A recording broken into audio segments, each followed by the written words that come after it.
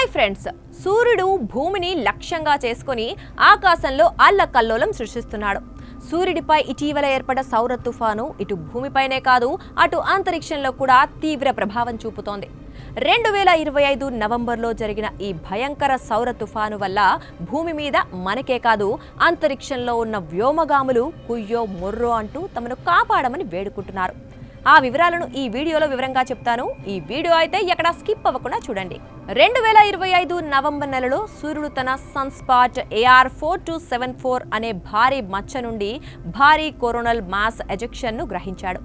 ఇవి భారీ radio active అయాన్లతో నిండిన భీకర తుఫాన్లు. భూమి వైపు వచ్చిన ఈ తుఫాను మన గ్రహాన్ని తాకటంతో పాటు ఉత్తర మధ్యగోళంలో అద్భుతమైన అరోరాలను సృష్టించింది.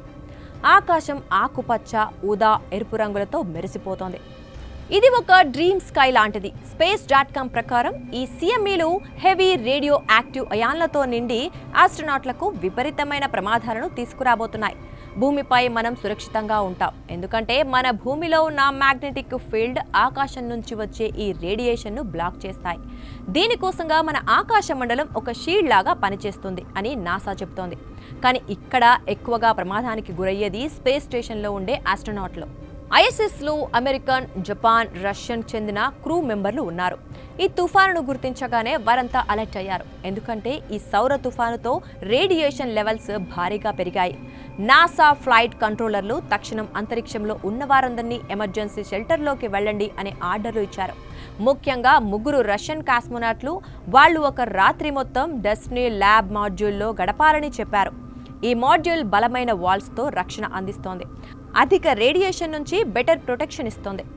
అమెరికన్, జపాన్ క్రూ మెంబర్లు తమ సాధారణ క్వార్టర్స్లోనే ఉన్నారు, కానీ వాళ్లకు కూడా స్పెషల్ ఇన్స్ట్రక్షన్స్ ఇచ్చారు. ఏ మాడ్యూల్స్ను అవాయిడ్ చేయాలో, ఎక్కడుండాలో సూచనలు చేశారు. నాసా రిపోర్టు ప్రకారం US సెగ్మెంట్ క్రూ తమ క్వార్టర్స్లో స్లీప్ చేశారు. రాస్కాస్మస్ కాస్మోనాట్లు ల్యాబ్లో క్యాంపౌట్ చేశారు. ఇది ఒక సాధారణ రొటీన్ తుఫాను కాదు, కానీ ఈసారి తీవ్రత ఎక్కువ. ఆస్ట్రోనాట్లు ఈ రేడియేషన్కు గురైతే క్యాన్సర్, DNA డ్యామేజ్ వంటి సమస్యలు వచ్చేస్తాయి.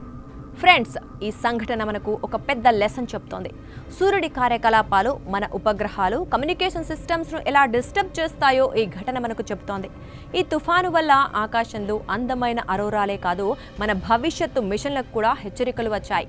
ఇలాంటి స్టామ్లు మాస్ మిషన్లో లూనార్ ట్రిప్స్కు గ్రేట్ ఛాలెంజ్. కానీ ఇది మనల్ని ఆపగలుగుతుందా? లేదు. ఈ అనుభవాలు మనల్ని మరింత బలంగా చేస్తాయి.